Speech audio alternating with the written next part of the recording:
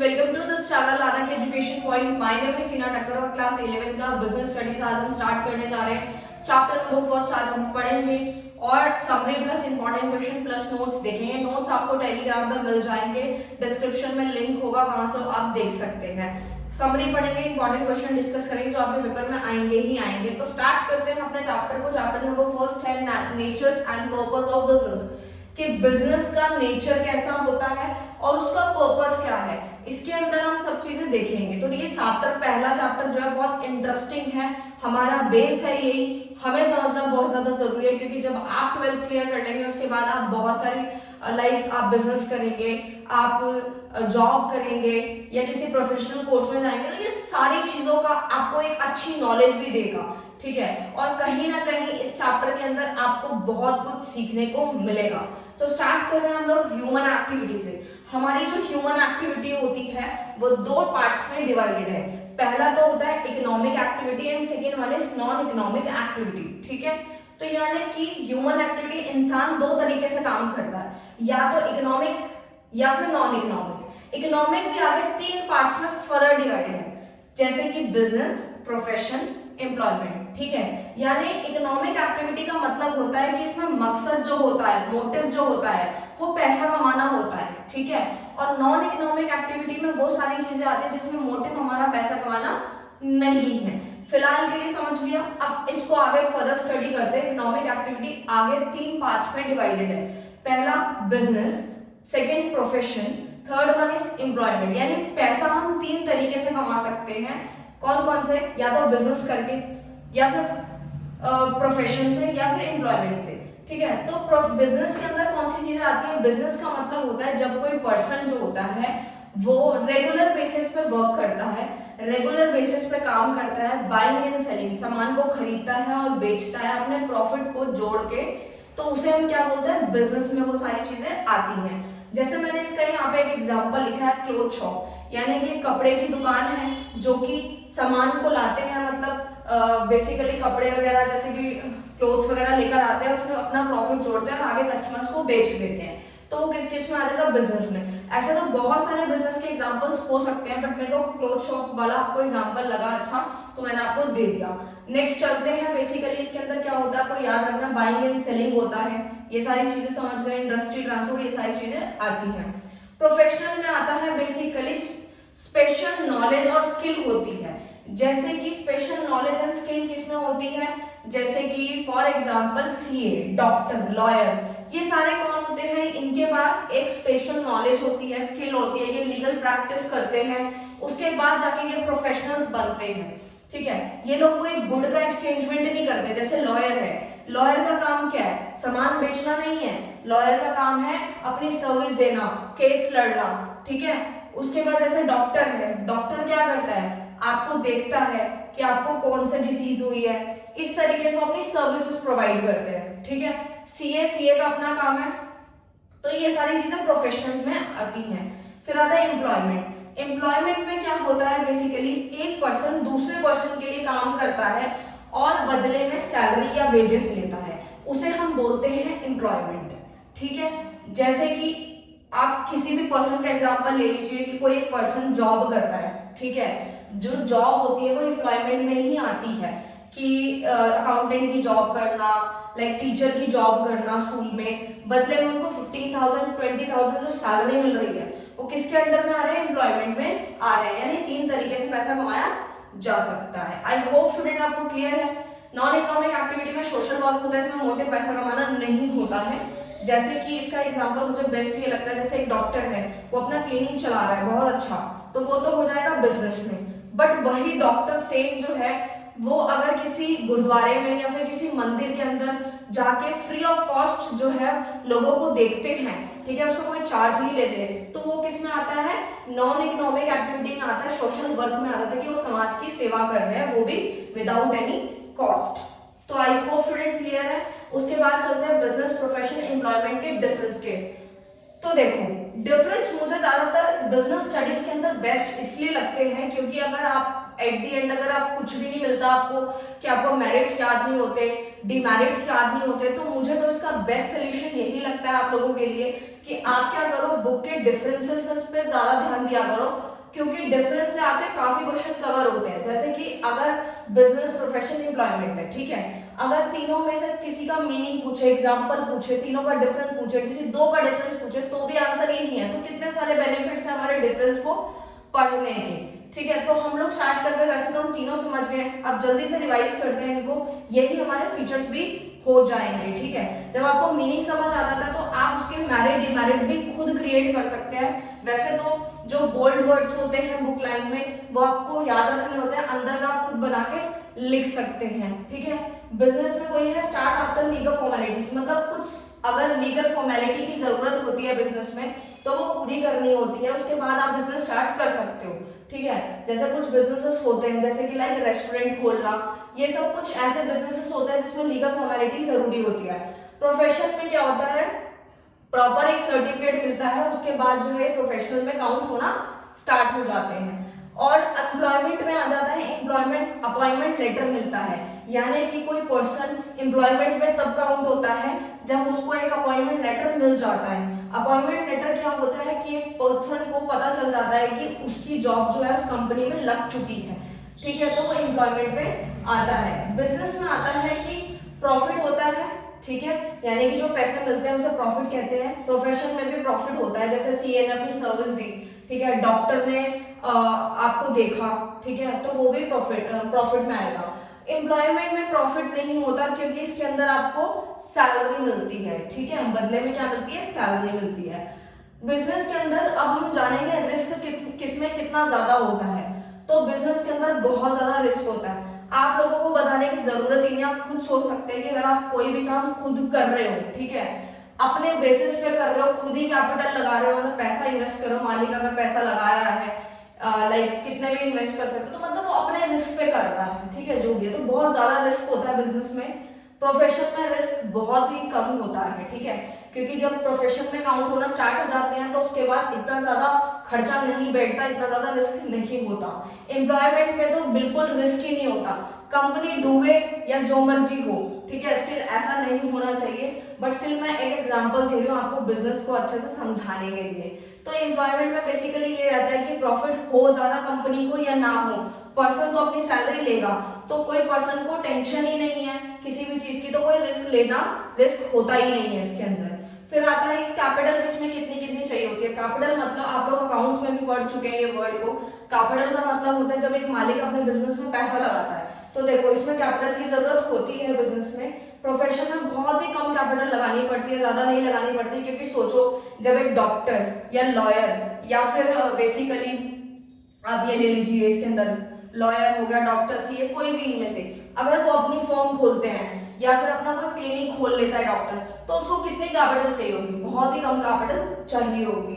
Employment में आता है कोई भी कैपिटल की जरूरत नहीं होती, उसको बस जाना है कंपनी और कंपनी उसको अपॉइंटमेंट लेटर दे देगी, उसका काम हो जाएगा, पैसे उसे नहीं देने किसी भी पर्सन को। तो ये टॉपिक हमारा यही खत्म कर रहे हैं, ऑब्जेक्टिव ऑफ बिजनेस की बिजनेस का क्या ऑब्जेक्टिव है। तो पहला आता है economic objective and second one is social objective. Economic का मतलब होता है कि बेसिकली इसके अंदर वो तीनों काम करना, जैसे प्रॉफिट मेकिंग, कस्टमर क्रिएट करना और इनोवेशन करना। ठीक है, और सोशल में आ जाता है, मतलब सोशल जब लिखा है तो मतलब ये सोसाइटी की बात हो रही है, यानी कि सोसाइटी की बात हो रही है। ठीक है, अभी इसको समझते हैं, पहले इसको डिस्कस करते हैं हम लोग। इकोनॉमिक ऑब्जेक्टिव में तीन आते हैं, पहला तो है प्रॉफिट मेकिंग, यानी जब हमारा मोटिव पैसा कमाना है ही तो हम तीन तरीके की चीजें हमको करनी पड़ेंगी, इसमें ऑब्जेक्टिव रहते हैं इसके। पहला तो है प्रॉफिट मेकिंग, प्रॉफिट को बनाना। ठीक है, अगर हमारा पैसा कमाना ही मोटिव है तो प्रॉफिट तो कमाना पड़ेगा ही, ठीक है, बनाना है हम लोगों ने प्रॉफिट। सेकेंड है क्रिएशन ऑफ कस्टमर, कस्टमर को क्रिएट करना। कस्टमर को क्रिएट कैसे कर सकते हैं, अगर हम अच्छी फैसिलिटी देंगे, गुड्स को सही ढंग से सेल करेंगे, अच्छे से बॉन्ड बनाएंगे, कस्टमर को यानी कि पर्सन्स को जो है एक भगवान की तरह ट्रीट करेंगे। ठीक है, ये सारी चीजें होती है जो हमारी गुडविल को बनाए रखते हैं, जिसकी वजह से कस्टमर आपकी शॉप तक आता रहता है। ठीक है, तीसरा है इनोवेशन। इसका मुझे बेस्ट एग्जांपल क्या लगता है, जैसे आप लोगों से भी अगर मैं पूछूं तो आप कोई रेस्टोरेंट वगैरह कहीं घूमने जाते हैं तो सबसे पहले क्या देखते हैं, गूगल पे उसकी फोटोज देखते हैं, यूट्यूब पे सर्च करते हैं किस तरीके से डाला हुआ है, क्या इंस्टाग्राम पे उनके पोस्ट डले हुए हैं, मतलब हम लोग चीजें देख रहे हैं, हम अपनी फैसिलिटीज देख रहे हैं, किस टाइप का बैकग्राउंड है, सेल्फी ले सकते हैं नहीं ले सकते, फोटोज खींच सकते हैं, रील्स बना सकते हैं, तो ये सारी चीजें रहती हैं। तो बिजनेस भी तो कहीं ना कहीं ये सोच रहा है, इनोवेशन के बारे में सोचेगा, तभी तो जाके उनका ऑब्जेक्टिव यही रहता है कि इनोवेशन करना। इनोवेशन कैसे होगी? अच्छी टाइम टू टाइम चेंजेस लाना अपने बिजनेस के अंदर। अगर चेंजेस नहीं आएंगे तो हर एक बिजनेस पीछे रह जाएगा, आगे नहीं बढ़ पाएगा, ठीक है। तो इनोवेशन करते रहता है बिजनेस। सेकेंड आता है सोशल। सोशल मतलब सोसाइटी की बात हो रही है। सोसाइटी का मतलब आता है बेसिकली चार आते हैं, इसके थ्री आते हैं इसके अंदर पॉइंट्स। 3 पॉइंट्स है। पहला high quality goods and fair price, यानी कि कहीं ना कहीं सोशल जो मतलब है वो सोसाइटी से लिंक है। मतलब बिजनेस भी जिसको डीलिंग करता है, यानी कि जो सामान खरीदने वाले हैं या जितने भी लोग हैं, इन्वेस्टर्स हैं, वो कौन है? सोसाइटी से तो है। जैसे कि हाई क्वालिटी गुड्स दे देना, मतलब अच्छी क्वालिटी के गुड्स देना सोसाइटी वालों को एक फेयर प्राइस पे, कोई धोखाधड़ी नहीं करना, ठीक है। तो कस्टमर बने रहते हैं। फेयर रिटर्न टू इन्वेस्टर, जो भी पर्सन होते हैं, इन्वेस्टर्स कौन होते हैं? लाइक जो शेयर्स में पैसा लगाते हैं, ठीक है, इस तरीके से। तो शेयर होल्डर को एक अच्छा खासा डिविडेंड देना। डिविडेंड का मतलब होता है प्रॉफिट देना। प्रॉफिट को जो होता है शेयर्स की टर्म्स में डिविडेंड बोला जाता है, ठीक है। तो फेयर रिटर्न्स देने होते हैं इन्वेस्टर को कि जो भी कंपनी में पैसा, आपकी कंपनी में पैसा लगा रहा है, उनको अच्छे खासा रिटर्न देना, ठीक है, क्योंकि ये सोसाइटी में ही आता है। तीसरा आता है प्रोवाइडिंग एम्प्लॉयमेंट, लोगों को काम देना। काम कैसे दे सकते हैं? जैसे कि जो डिसेबल, हैंडीकैप जो पर्सन्स होते हैं, अगर उनकी हेल्प करेंगे, उनको एम्प्लॉयमेंट देंगे, तो बिजनेस का जो लेवल है वो अच्छा होगा। एक्टिविटी, अपनी बिजनेस एक्टिविटी दो पार्ट्स में डिवाइडेड है, इंडस्ट्री एंड कॉमर्स। इंडस्ट्री में आता है रॉ मटेरियल जब फिनिश प्रोडक्ट में बदल जाता है तो उसे हम इंडस्ट्री कहते हैं। कॉमर्स भी आगे दो पार्ट्स में डिवाइडेड है, trade and auxiliary to trade. हम कॉमर्स को भी यहाँ समझेंगे, बट अभी इंडस्ट्री को समझ लेते हैं। इंडस्ट्री में क्या होता है? जब रॉ मटेरियल को फिनिश प्रोडक्ट में बदला जाता है, फिनिश मतलब एक यूजफुल प्रोडक्ट में बदला जाता है, तो उसे हम इंडस्ट्री कहते हैं। इंडस्ट्री 3 पार्ट्स में और सब डिवाइडेड है, प्राइमरी, सेकेंडरी एंड टर्शियरी, ठीक है। ये चीजें आप ऑलरेडी पहले पढ़ चुके हैं, बट अगर आपको नहीं पता तो कोई बात नहीं, हम दोबारा समझ लेते हैं। Primary and secondary and tertiary. सबसे पहले हमें ये समझना है, प्राइमरी में ये सारी चीजें आती हैं जैसे कि नेचुरल रिसोर्सेज जो हमें मिलती हैं, जैसे कि जेनेटिक एंड एक्सकैटर, ठीक है। जेनेटिक में आता है जैसे कि मान लीजिए ब्रीडिंग ऑफ एनिमल, यानी पशुपालन जो करते हैं बेसिकली, वो सारा एनिमल हस्बेंड्री, पोल्ट्री फार्मिंग होती है बेसिकली एग्स के लिए, वो सारी चीजें आ जाती है, तो वो जेनेटिक में आती हैं। एक्सकैटर में आती हैं जो हमारी बेसिकली अर्थ से ली जाती है, ठीक है। अर्थ से, यहाँ लिखा भी है मैंने, अर्थ, वाटर और एयर, ठीक है, ये यहाँ से हमें मिलती है। माइनिंग हो गया, एग्रीकल्चर हो गया, तो वो एक्सट्रैक्टिव में आती है, जो हम अर्थ से एक्सट्रैक्ट करते हैं, ठीक है। फिर आता है सेकेंडरी। सेकेंडरी में होता है मैन्युफैक्चरिंग, बेसिकली जो यहाँ पे गुड्स जो हमें मिले हैं उसको हमें कन्वर्ट करना है फिनिश प्रोडक्ट में, उसी को हम सेकेंडरी कहते हैं, ठीक है। सेकेंडरी इंडस्ट्री कहते हैं जिसमें हमारी मैन्युफैक्चरिंग आ जाती है। मैन्युफैक्चरिंग कैसे? जैसे मान लीजिए मैंने यहाँ एग्जांपल लिया शुगर केन का, ठीक है। शुगर केन से शुगर बनती है, ठीक है। सीमेंट बनाने के लिए भी और बहुत सारे प्रोडक्ट्स चाहिए, वो सारी चीजें आती है, मतलब बेसिकली मैन्युफैक्चरिंग होती है। थर्ड वन इज सेकेंडरी में एक और है, कंस्ट्रक्टिव भी होती है। कंस्ट्रक्टिव में जैसे कि बिल्डिंग, रोड, ब्रिजेस, ये सारी चीजें जब बनती हैं तो हमारी कंस्ट्रक्टिव में आते हैं। कंस्ट्रक्शन से आप इसको याद रख सकते हैं, ठीक है। टर्शरी मतलब सर्विसेज, सारी सर्विसेज आ जाती हैं इसके अंदर, जैसे कि ट्रांसपोर्ट, बैंकिंग, इंश्योरेंस, ये सारी सर्विसेज हैं। क्योंकि मान लीजिए अगर ट्रेड हो भी रहा है, बेसिकली सामान बन रहा है, तो कहीं ना कहीं तो इसकी सर्विस देनी होगी ना, तो कैसे दे पाएंगे? ट्रांसपोर्ट, बैंकिंग और इंश्योरेंस की मदद से। फाइन। उसके बाद आता है कॉमर्स पे, जो हम समझ रहे थे। कॉमर्स जो है दो पार्ट्स में डिवाइडेड था, अभी हमने समझा। एक तो trade and second one is auxiliary to trade. देखो ट्रेड नाम से क्लियर है, यानी कि ट्रेड कब होता है? ट्रेड भी दो पार्ट्स में डिवाइडेड है, home trade and foreign trade. आप लोग साथ साथ नोट करते जाना जो जो मैं बोलती जा रही हूँ। होम ट्रेड का मतलब होता है कि जब हम अपनी कंट्री की बाउंड्री के अंदर रहकर ही ट्रेड करते हैं तो उसको हम होम ट्रेड कहते हैं, ठीक है। फॉरेन ट्रेड मतलब फॉरेन से ही आप समझ सकते हैं कि मतलब ये हमारी कंट्री की बात नहीं हो रही, हमारी कंट्री के बाहर की बात हो रही है। यानी कि ट्रेड जो है हमारी कंट्री के अंदर भी होता है और कंट्री से बाहर भी होता है। तो जब हमारी कंट्री की जो बाउंड्री से बाहर जब बिजनेस होता है, ट्रेड होता है, तो उसे हम बोलते हैं फॉरेन ट्रेड, याद रखना। फाइन, ठीक है। होम ट्रेड होता है 3 टाइप से होता है, लोकल, स्टेट, नेशनल। ये तो आपने काफी बार पढ़ा है तो आपको बताने की जरूरत नहीं है।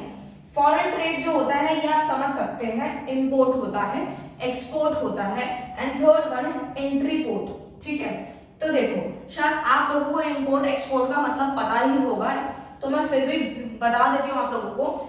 इंपोर्ट का मतलब होता है कि जब हम अपनी किसी दूसरी कंट्री से जब सामान अपनी कंट्री में मंगाते हैं तो उसे हम इंपोर्ट कहते हैं। जैसे कि मान लीजिए हमने जापान से कोई प्रोडक्ट अपनी कंट्री में मंगा लिए, दैट मीन्स हम इंपोर्ट कर रहे हैं। एक्सपोर्ट में क्या होता है, जब हम अपनी कंट्री का सामान गुड्स किसी दूसरी कंट्री को भेजते हैं तो वो क्या हो जाता है, एक्सपोर्ट हो जाता है। ठीक है, एंट्री पोर्ट में क्या होता है, किसी दूसरी कंट्री से लेके सामान हम अपनी कंट्री में रखते हैं कुछ टाइम तक और प्रॉफिट मार्जिन जोड़ के किसी दूसरी कंट्री को भेज देते हैं, तो उसे बोला जाता है एंट्री पोर्ट। ठीक है, जैसे कि इसका एग्जांपल ले लेते हैं, सपोज हमने जापान से सामान लिया और अपनी कंट्री में उसको रखा और कुछ टाइम रख के बाद प्रॉफिट जोड़ के किसी दूसरी कंट्री को भेज दिया। ठीक है, तो वो क्या है, एंट्री पोर्ट है। फाइन, उसके बाद चलते हैं हम लोग बेसिकली ऑक्सिलरी टू ट्रेड्स में। इसमें भी सारी सर्विसेज आती हैं जो कि हमने यहाँ समझी थी, पर दोनों के बीच में ये डिफरेंस है कि ऑक्सिलरी ट्रेड जो है वो हमारे कॉमर्स को जो है कॉमर्स की सर्विसेज में प्रमोट कर पर्सन आ जाता है जब बेसिकली, तो उसके अंदर कौन मदद करता है, मिडिल मैन करता है। अगर मैं बात करूं हिंड्रेंस ऑफ प्लेस की, तो वो कैसे मदद करता है कि अगर एक सामान दूसरी जगह पहुंचाना है तो कैसे पहुंचाएंगे, ट्रांसपोर्ट एंड कम्युनिकेशन के थ्रू। ठीक है, अगर हिंड्रेंस ऑफ टाइम है यानी कि टाइम बचाना है तो basically warehousing is the solution. Risk में इंश्योरेंस, फाइनेंस में बैंकिंग, इंफॉर्मेशन में एडवर्टाइजिंग, ये सारी चीजें इसके अंदर आ जाती हैं। आई होप आपको क्लियर है, अगर नहीं क्लियर है तो कमेंट सेक्शन है ना, वहां आराम से कमेंट कीजिएगा, आपको रिप्लाई डेफिनेटली मिलेगा। उसके बाद हमारा ये टॉपिक पूरा का पूरा कवर होता है। मैंने जितना शॉर्ट हो सकता था उतना शॉर्ट बनाने की कोशिश की है, मैं ज्यादा लंबा वीडियो नहीं कर सकती, बट मैं सिर्फ काम का ही आप लोगों को बता रही हूँ। उसके बाद का जो टॉपिक मेन टॉपिक है वो बिजनेस रिस्क है। मैं सिर्फ मेन पॉइंट्स आप लोगों के लिए लिखे हैं। ठीक है, अगर आप लोग डिफरेंसेस पढ़ लोगे, मैं अभी ये थोड़ा टॉपिक क्लियर करवा दूं, उसके बाद आप लोगों को अच्छे से बताऊंगी कि आप मार्क्स कैसे स्कोर कर पाओगे। बिजनेस रिस्क क्या होता है, तो देखो बिजनेस हम लोग समझ चुके हैं बिजनेस क्या होता है, हमने सबसे पहले समझा बिजनेस, बट बिजनेस रिस्क क्या होता है, तो देखो एक चांस ऑफ लॉस होता है कि लॉस होने का चांस है। क्योंकि देखो बिजनेस कई तरह के होते हैं, बिजनेस का लेवल कई तरह का होता है, तभी इसके कुछ पॉइंट्स हैं जो मैंने लिखे हैं। एक तो ये अनसर्टेन होता है, ठीक है, किसी को पता नहीं होता कि मुझे लॉस होने वाला है, ठीक है, बट कुछ लॉस ऐसे होते हैं जो हम मानकर चल सकते हैं कि फ्यूचर में होंगे, लेकिन श्योरिटी नहीं रहती, चांस है, हो सकता है, क्या पता ना हो। ठीक है, तो ये सारी चीजें डिपेंड करती है। तो कुछ फैक्टर्स हैं जो हमारे बिजनेस रिस्क में आते हैं। पहला तो अनसर्टेन है, पता नहीं होता कब होगा नहीं होगा, वो सारी चीजें। Second one is risk of every, यानी पार्ट ऑफ एवरी बिजनेस, ये हर एक बिजनेस का पार्ट है। क्या, रिस्क। रिस्क तो लेना ही पड़ता है, क्योंकि हम लोगों ने जब हम यहाँ पर डिफरेंस समझ रहे थे बिजनेस में, तो सबसे ज्यादा रिस्क किस में था, हमारे बिजनेस में था, ना कि हमारे एम्प्लॉयमेंट में तो बिल्कुल जीरो रिस्क था, प्रोफेशन में बिल्कुल कम था। बिजनेस में सबसे ज्यादा होता है क्योंकि मालिक को खुद ही सबको डिसाइड करना होता है, सब कुछ खुद ही करना होता है, तो वो सारी चीजें होती है कि हर एक बिजनेस का पार्ट है। Third one is profit is consideration of risk taking, यानी कि प्रॉफिट जो होता है, यानी जब तक रिस्क नहीं लेंगे बिजनेस में प्रॉफिट कैसे आएगा, तो रिस्क लेना पड़ता है। ठीक है, तो रिस्क लेना पड़ता है, और रिस्क ऐसा नहीं है हर बिजनेस के अंदर जो है रिस्क ज्यादा होता है, डिपेंड करता है आपके बिजनेस के साइज पे। जितना ज्यादा छोटा साइज होगा आपके बिजनेस का, आपको रिस्क कम होने का चांस है, और जितना बड़े लेवल का आप बिजनेस करेंगे रिस्क उतना ही ज्यादा होगा। जैसे कि छोटे से एग्जांपल से समझते हैं, छोटी सी किसी ने दुकान खोली और उन्होंने लाइक यहाँ पे मतलब छोटी सी दुकान है, जैसे 10-20 हजार रुपए का सामान उनकी दुकान में पड़ रहा है, तो उसमें तो क्या है कि इतना बड़ा रिस्क होगा ही नहीं, ज्यादा से ज्यादा क्या होगा, थोड़ा बहुत 10,000 जो भी लगाया है वो डूब जाएगा। ठीक है, बट स्टिल अगर कोई बहुत तगड़े लेवल का कोई बिजनेस करता है, करोड़ों में पैसा इन्वेस्ट करता है, तो उसका रिस्क आप खुद ही सोच सकते हैं कितना ज्यादा होगा। तो आई होप आप समझ गए हैं। उसके बाद समझते हैं हम लोग कुछ अलग अलग तरह के रिस्क होते हैं।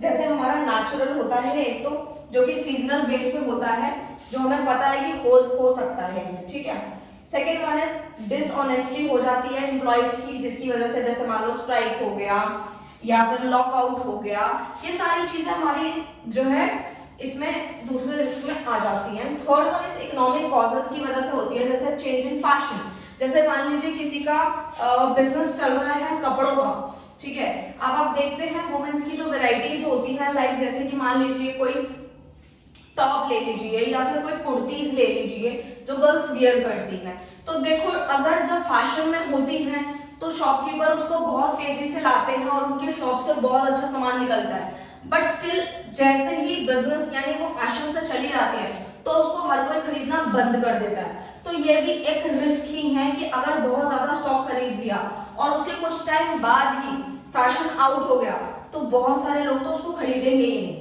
तो ये भी क्या है, ये भी एक रिस्क है जो कि बिजनेसमैन को बेयर करना पड़ता है। इसीलिए मैंने बोला कि बिजनेस के साइज पे डिपेंड करता है, बिजनेस किस टाइप का है, किस लेवल का है, उस पे ही हमारा रिस्क डिपेंड करता है। तो मैंने जो मेजर पॉइंट्स है वो सारे बता दिए। बस एक लास्ट इन्फॉर्मेशन आप लोगों के साथ शेयर करना चाहूंगी बिजनेस स्टडीज को लेकर के।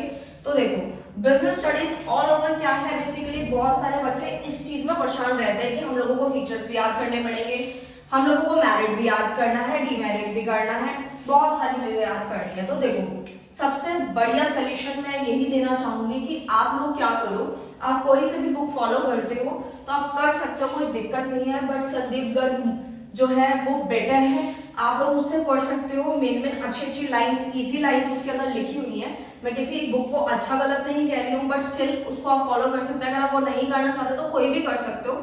और नोट्स आपको टेलीग्राम में मिल जाएंगे एज यूजुअल, जैसे मैंने बताया हर बार आप लोगों को, तो नोट्स वहां से मिल जाएंगे।